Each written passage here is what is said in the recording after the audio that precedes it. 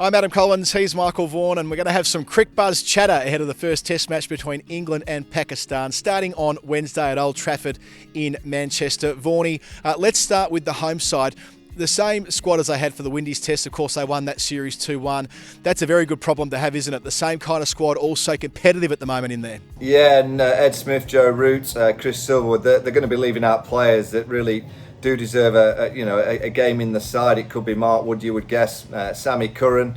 Will they have to leave out Jofra Archie if Ben Stokes is fit to bowl? That is a nice position to be in from an England perspective. I think that might be the way they go. I mean, if Stokes can bowl, I looked at them against West Indies with Chris Woakes batting at number 7. I think it's light. It's a real gamble and a risk.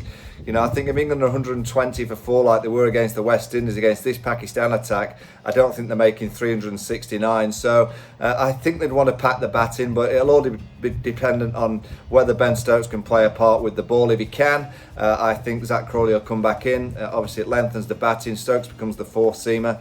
And it looked like, it would be Jofra Archie would feel that would have to miss out because he was the one that he bowled okay, but he didn't get any wickets behind him. So you can't see that they're going to leave Jimmy out. You can't see they're going to leave Stuart Broad out, and you can't leave Chris Woakes out, who's just got a 5 for. So it could be Jofra Archer that misses out this week if Ben Stokes is fit to bowl. You can't imagine them making the same mistake around Stuart Broad 2 series in a row by resting him. Of course, Anderson essentially picks himself, and Chris Woakes, of course, it was against Pakistan in this corresponding series 4 years ago in 2016, that fabulous 2-all rubber between the sides where he had his coming out season, wasn't it? It was his golden summer. He was a Wisden Cricketer of the Year. He was brilliant with ball and bat, so he comes into the series with plenty of confidence. Yeah, and I look at the lockdown period and the time away from the game. Woakesy came back into the team for the Manchester game. He just bowled with that zip and that nip like we saw in 2016 against Pakistan. If you go back to last year's Ashes, where he was left out for the Old Trafford Test match, it was because he'd lost the zip in his bowling, whether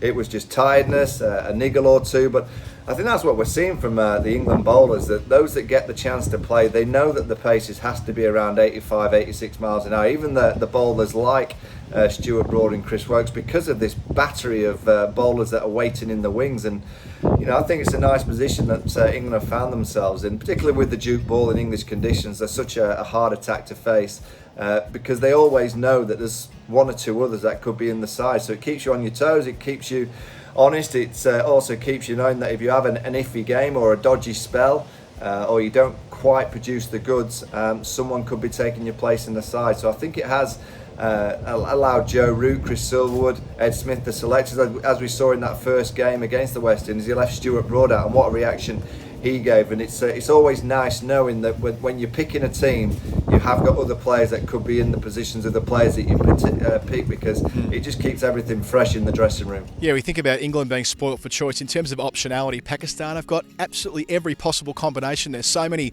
players in their extended squad, of course, because of the COVID behind closed doors regulations, but they have no fewer than 8 fast bowlers with them in the test squad, Vaughanie. And Misbah ul-Haq today, the Pakistani coach, was talking about the prospect of maybe even overlooking that and playing a couple of spinners. Yeah, and I understand why he's thinking that against England. Whichever way he goes, he's still going to have, you would think, Naseem Shah, Shaheen Afridi and Mohamed Abbas. They're high class, particularly, that young pair, and it's probably too early to say it, but we're probably talking about the new Wasim and Waqar, in 5-6 years' time, with the amount of cricket that they're going to play together. I was fortunate, as you were, to see Naseem Shah make his debut, and he is high class. He's got a wonderful action. Shaheen Afridi just seems to be getting better and better. With the Duke ball, Mohamed Abbas, he's going to move it and he's going to wobble it and he's going to be bringing the batsman forward exactly what you require. And if you do play Shadib Khan and Yasir Shah, 2 leg spin bowlers, but 2 different leg spin bowlers, it wouldn't surprise me if Misbah is true to his word and goes with that formation. But you look at Pakistan and they look like they certainly are a batting unit. They could get the 350, 400s if they get chance, particularly at Old Trafford, to bat first. And I think that's going to be a key. Whoever bats first this week is going to have an advantage because the weather's going to be nice. I know that sounds surprising in Manchester, but I think the weather's going to be dry. And as we saw in those 2 games against the West Indies, getting runs on the board. The pitch just slightly deteriorates as the game goes on, so batting first could be quite important. Yeah, of course, Naseem Shah, we saw his debut in Australia. He took a hat-trick in the most recent test match that Pakistan have played against Bangladesh before coronavirus. He's an excitement machine.